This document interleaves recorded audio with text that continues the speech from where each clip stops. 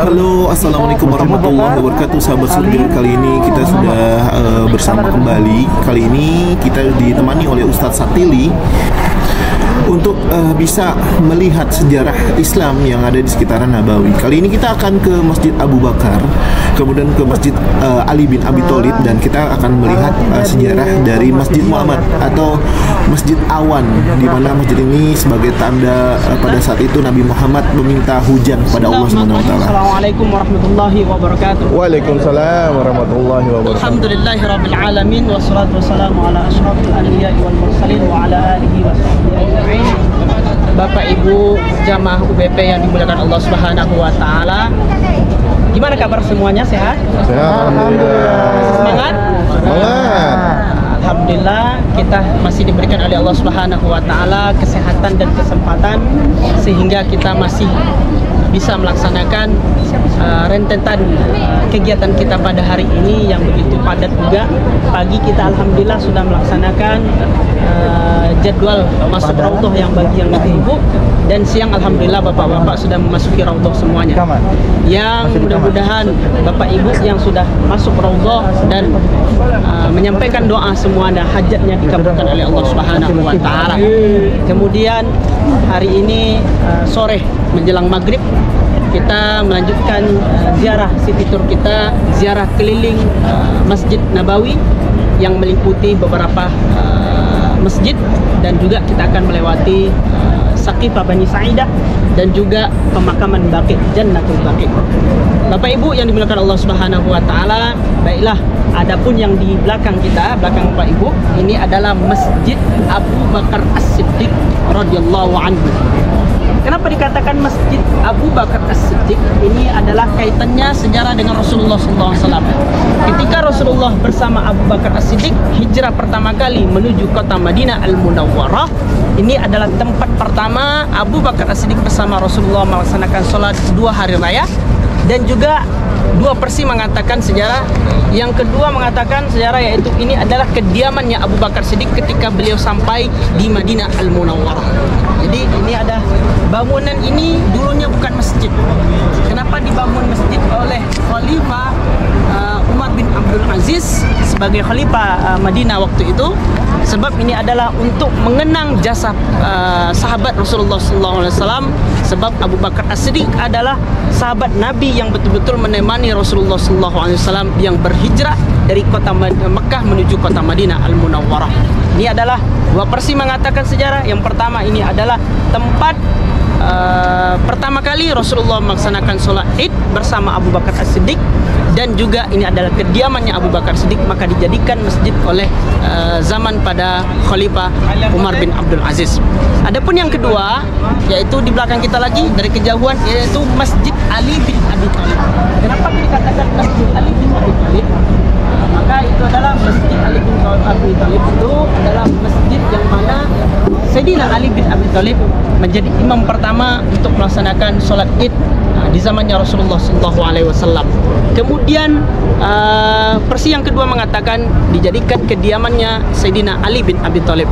Maka itu didirikan juga pada zaman Khalifah Umar bin Abdul Aziz untuk mengenang jasa sahabat Rasulullah SAW. Kemudian yang fenomenal yang di depan kita ini, yaitu Masjid Ghamamah atau disebut dengan Masjid Awan. Sebelum terkenal dengan Masjid Awan, dahulu namanya Al-Musallah. Kenapa dikatakan Al-Musallah?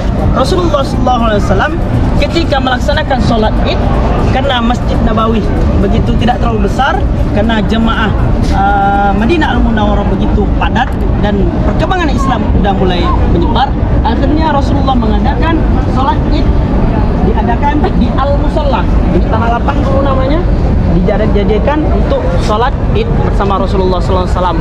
Maka kata Abdullah bin Abdul Aziz mengatakan bahwasanya Rasulullah SAW setiap mau melaksanakan sholat Id, beliau datang ke Al-Musallah ini mengajak para sahabatnya untuk melaksanakan sholat Id.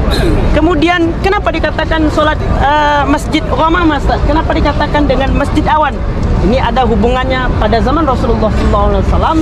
Waktu itu pacaklik melanda Madinah Al-Munawwarah, banyak tanaman mati, banyak kurma-kurma yang gersang, kemudian banyak hewan-hewan yang kekurangan gizi dan kekurangan air.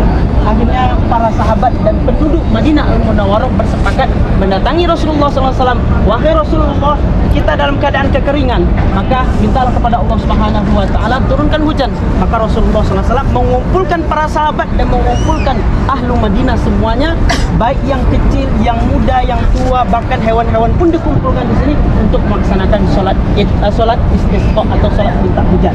Kemudian Rasulullah menjadi imam, kemudian Rasulullah menjadi khatib untuk solat istisqa, dan Rasulullah menjadi khatib dan beliau khutbahnya begitu panjang.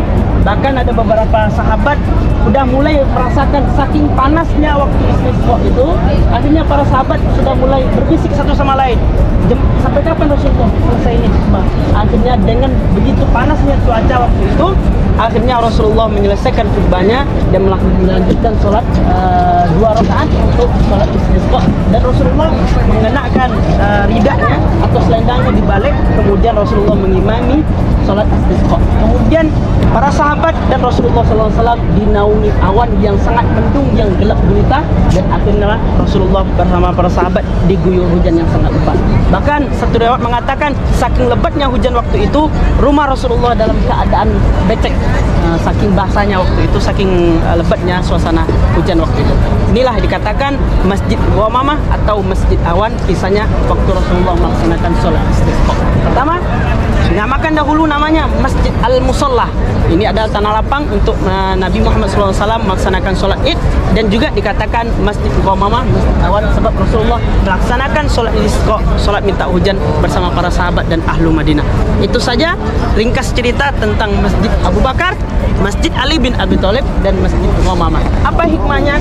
Hikmahnya yaitu apa yang sahabat datang ke sini tak lain dan tak bukan untuk bermewah-mewah, bukan mencari harta, bukan mencari kedudukan. Beliau datang ke sini untuk menyebarkan kalimat la ilaha illallah Muhammad Rasulullah dan menegakkan sunnah Rasulullah SAW. Kita tinggal mengamalkan sunnah saja, masih dalam keadaan malas, masih dalam keadaan nanti ke nanti, tunggu ke tunggu. Akhirnya kita dalam keadaan yang jauh dari kecintaan kita dari Allah, dari Rasulullah SAW. Maka dari itu hikmahnya perjalanan kita ini, kita ambil hikmah perjalanan Rasulullah SAW bersama para sahabatnya.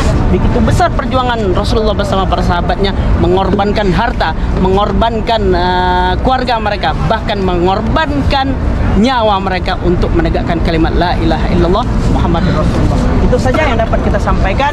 Kita sama-sama ngambil foto dulu. Pertama kita ngambil foto di sini untuk ngambil gambar yang di Masjid Abu Bakar, kemudian kita ngambil foto yang di Masjid Ghamamah. Setelah itu kita akan melanjutkan perjalanan menuju Saqifah Bani Sa'idah, sebelah sana paling ujung nanti, yaitu tentang perbaiatan Abu Bakar As-Siddiq setelah Rasulullah SAW. Itu saja. Kita ambil foto. Ya, ya. Ustaz, dulu tanah lapang berarti nggak ada masjidnya ya? Iya, nggak ada masjid. Ini dibangun masjid pada zaman Umar bin Abdul Aziz. Oh, sama ya. 800 tahun lebih. Ya. Oke, sekarang